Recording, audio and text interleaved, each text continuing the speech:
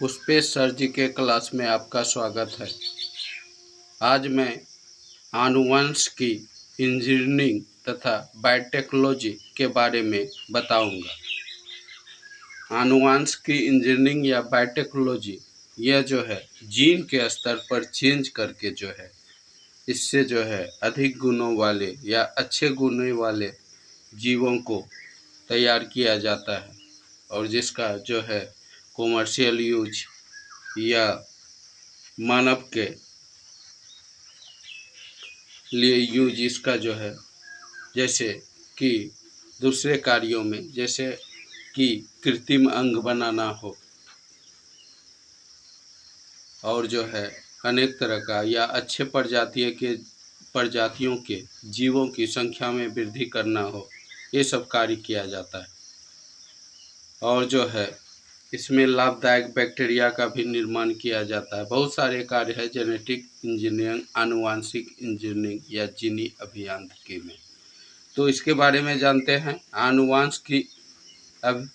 आनुवांशिक अभियांत्रिकी या जीनी अभियांत्रिकी को पुनर्योगज डीएनए प्रौद्योगिकी यानी रिकॉम्बिनेंट डीएनए टेक्निक भी कहा जाता है।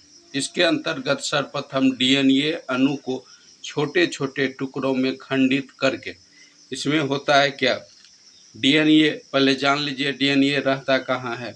जैसे कि सेल है, मानव का कोई भी सेल है, सेल के अंदर जो है न्यूक्लियस होता है। न्यूक्लियस में डीएनए आरएनए दोनों रहता है। तो वही न्यूक्लियस में डीएनए जो रहता है, इसके अलावा माइटोकॉन्ड्रिया में भी डीएनए रहता है, लेकिन न्यूक्लियस के डीएनए में अधिक वर्क होता है इसमें। तो इसमें जो है न्यूक्लियस का डीएनए है, उसका जो है छोटा छोटा जो है टुकड़ा किया जाता है और जो है टुकड़ा करके, और जो वांछित जीन है, डीएनए में जीन होता है, तो उसमें जो है जो वांछित जीन है, जो उपयोगी जीन है, उसको अलग कर लिया जाता है। डीएनए के टुकड़ा करके जो उपयोगी जीन है, वांछित जीन है, लाभदायक जीन है, उसको अलग कर लिया जाता है। तो डीएनए बहुत सारा जीन होता है, वांछित जीन को अलग किया जाता है। फिर इस वांछित टुकड़े को वाहक डीएनए अणु से जोड़ दिया जाता है।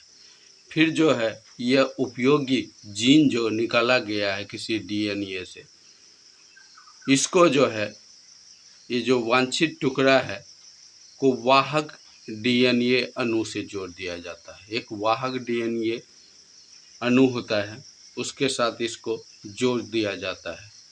ऐसे पुनर्संयोजित डीएनए अणु बनते हैं और इस तरह से पुनर्संयोजित जो है डीएनए अणु बनते हैं,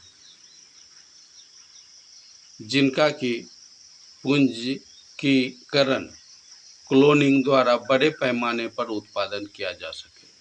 उसके बाद जो है पुनर्संयोजित जो डीएनए अणु बनते हैं, उसका जो है फिर क्लोनिंग करके जो है व्यापक पैमाने पर उत्पादन किया जाता है। इस विधि से प्राप्त क्लोनिंग जीनों का विविध प्रकार का उपयोग किया जाता है, यानी कि क्लोनिंग करके उनकी संख्या को बढ़ाया जाता है, उसका विभिन्न प्रकार के कार्यों में उपयोग होता है।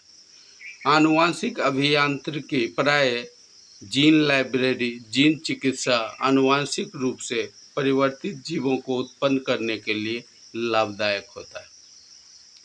यह जेनेटिक इंजीनियरिंग जो है, इसका उपयोग जीन लाइब्रेरी, जीन चिकित्सा और जो है आनुवांशिक रूप से परिवर्तित जीवों को के लिए लाभदायक होता है। कहने का मतलब इसमें जीन लाइब्रेरी तैयार किया जाता है इस तरह से जेनेटिक इंजीनियरिंग से, और जीन स्तर पर चिकित्सा किया जाता है, जैसे कि जीन थेरेपी हुआ, ये सब जो है। और जो है इसमें जो है जीन चिकित्सा में होता क्या है, इसमें जो है वांछित गुणों के जीन को जो है सबमिट किया जाता है और जो है जीवों को जो है लाभदायक या अच्छे गुणों का तैयार किया जाता है।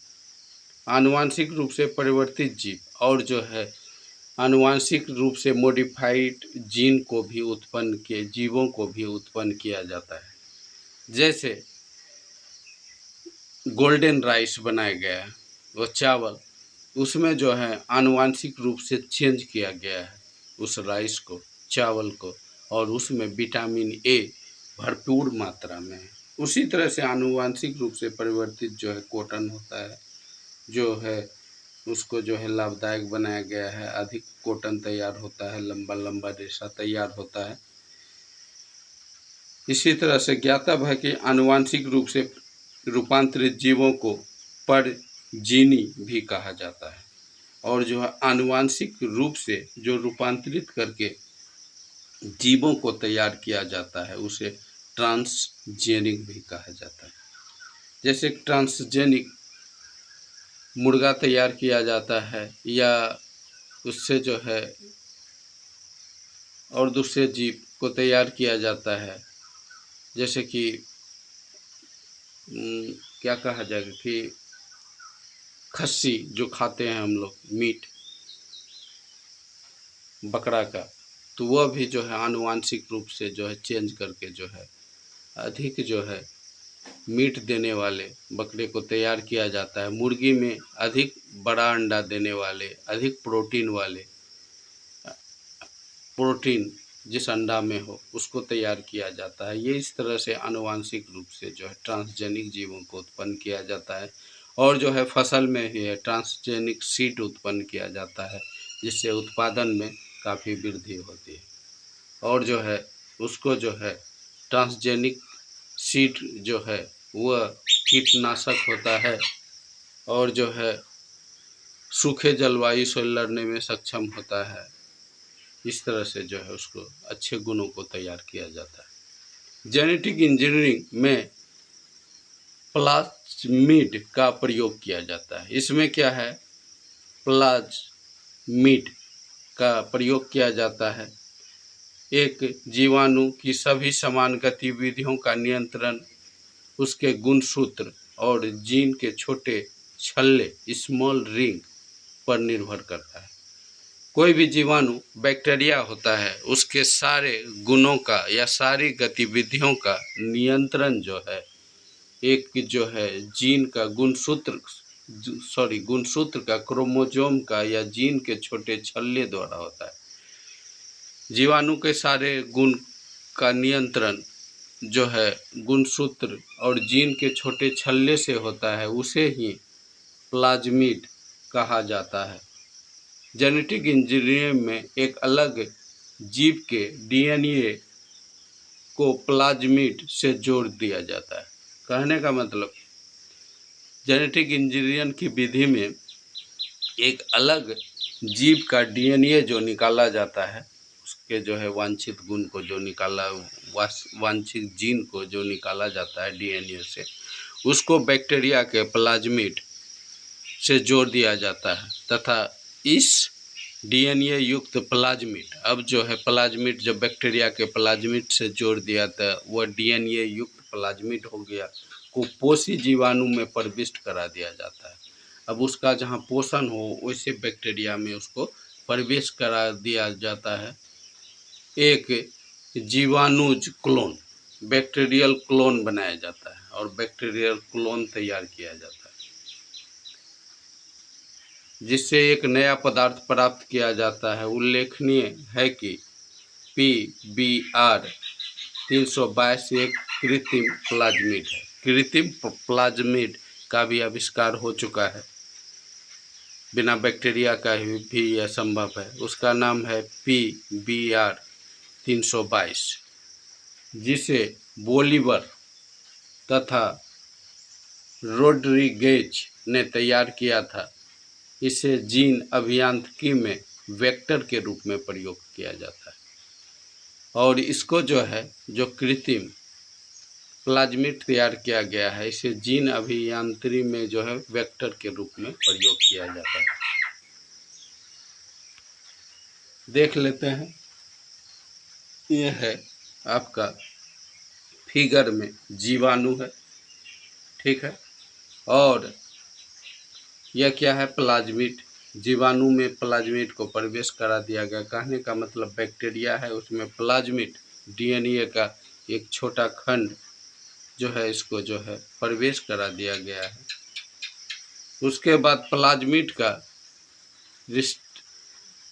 रिस्ट्रक्शन एंडोन्यूक्लियेज एंजाइम द्वारा कटिंग होता है। प्लाज्मिड का जो है कटिंग जो है एंडोन्यूक्लियेज एंजाइम द्वारा होता है। मानव में इंसुलिन उत्पन्न करने वाले जीन का प्लाज्मिड में निवेशन होता है। मानव में इंसुलिन जो उत्पन्न करता है जीन, उसका प्लाज्मिड में निवेशन ट्रांसमिशन यानी कि होता है। अभियांत्रिकी प्लाज्मिड का पोषी जीवाणु में निवेश, अब उसको जो है पोषी जीवाणु में उसको घुसा दिया जाता है, यानी कि उसका निवेश कर दिया जाता है। जीवाणु में विभाजन तथा इंसुलिन उत्पादन का प्रारंभ, और जीवाणु विभाजित होते रहता है और इंसुलिन जो है धीरे धीरे तैयार होते जाता है बहुत अधिक मात्रा में। यह इंसुलिन उत्पन्न करने वाले जेनेटिक इंजीनियरिंग में प्लाज्मिड का प्रयोग किस तरह से होता है आपने देख लिया। इस तरह से है, देख लिया फिगर।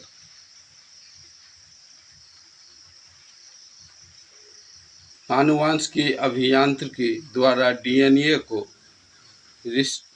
रिस्ट्रक्शन एंडोन्यूक्लियेज एंजाइम की सहायता से टुकड़े में खंडित तथा डीएनए लाइगेज की सहायता से इन टुकड़ों को परस्पर जोड़ा जा सकता है।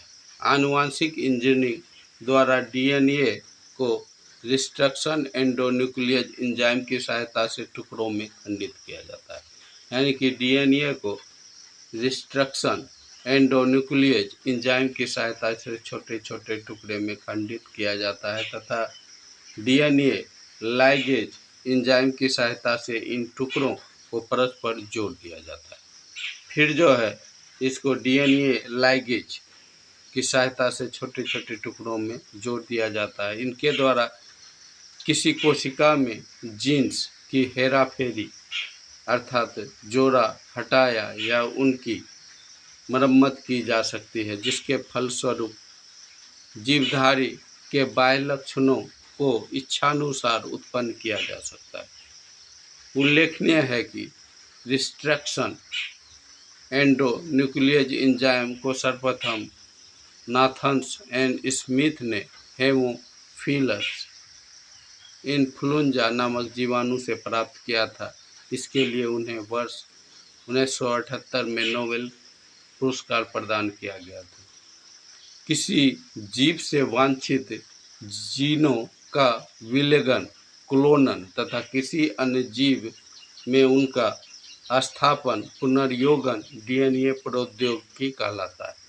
इस प्रक्रिया में शामिल चरणों का सही अनुक्रम, आनुवांशिक पदार्थ की पहचान तथा पृथक्करण, डीएनए का विखंडन।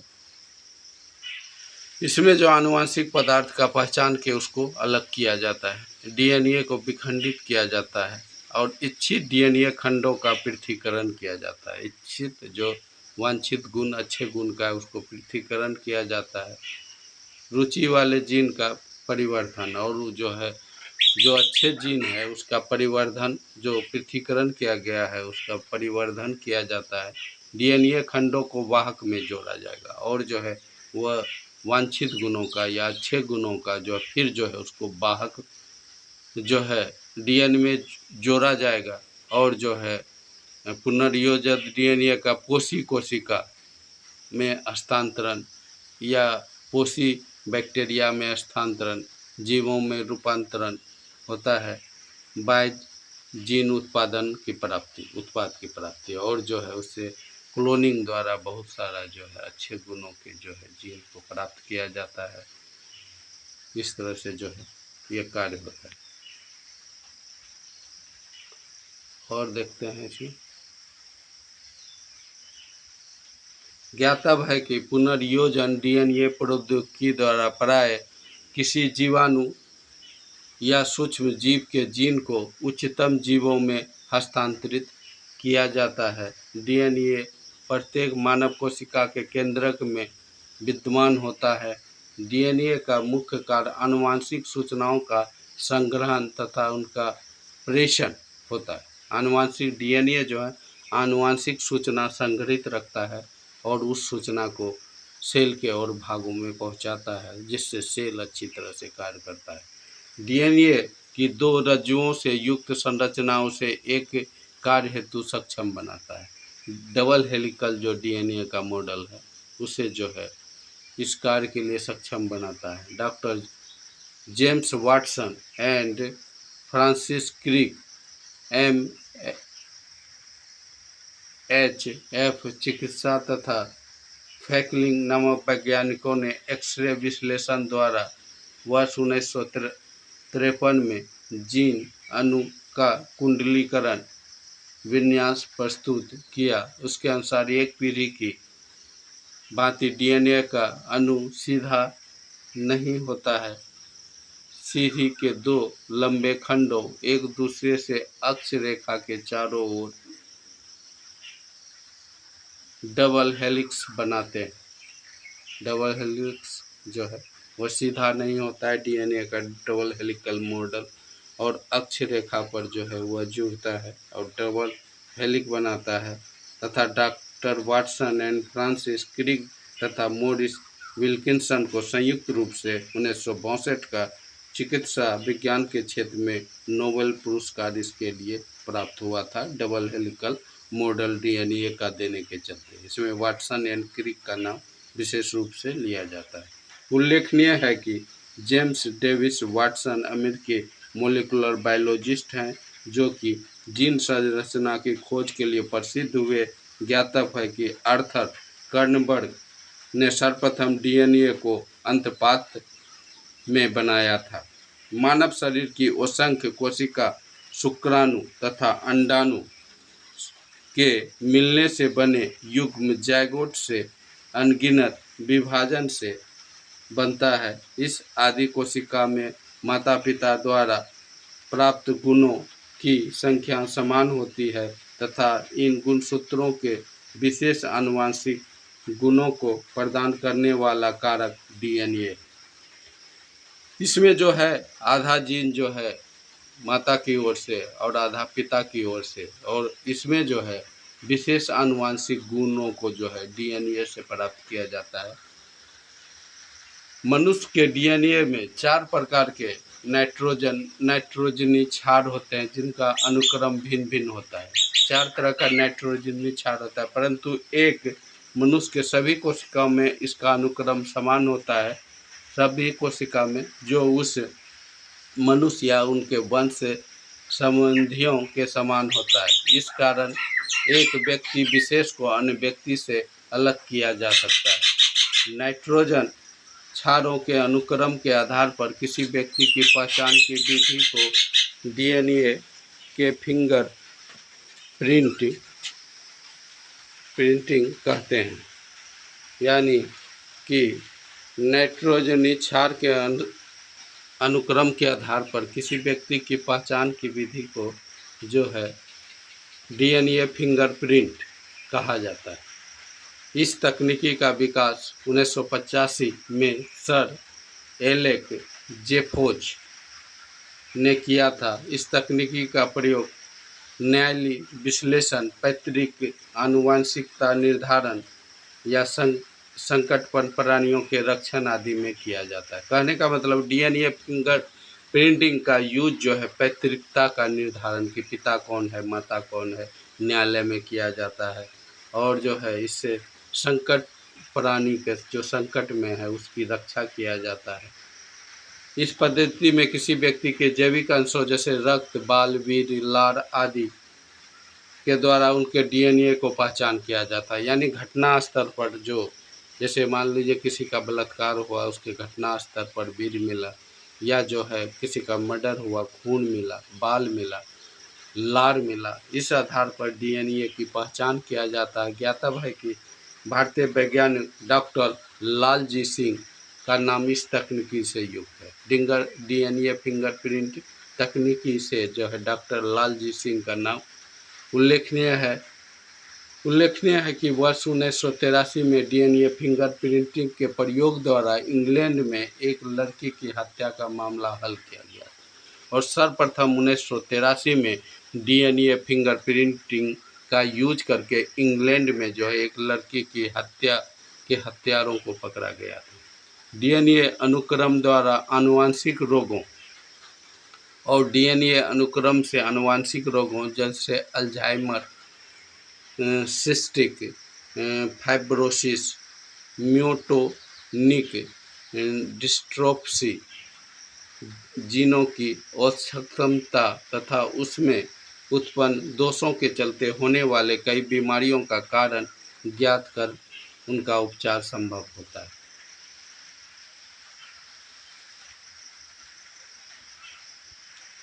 इस वीडियो में इतना ही। आगे का जो है नेक्स्ट वीडियो में अपलोड करूंगा, क्योंकि वीडियो काफ़ी लंबा हो रहा है। तो वीडियो अच्छा लगा हो तो वीडियो को लाइक करें, चैनल को सब्सक्राइब करें, ताकि मोर वीडियो मैं आपके लिए अपलोड करता रहूं। Okay, bye.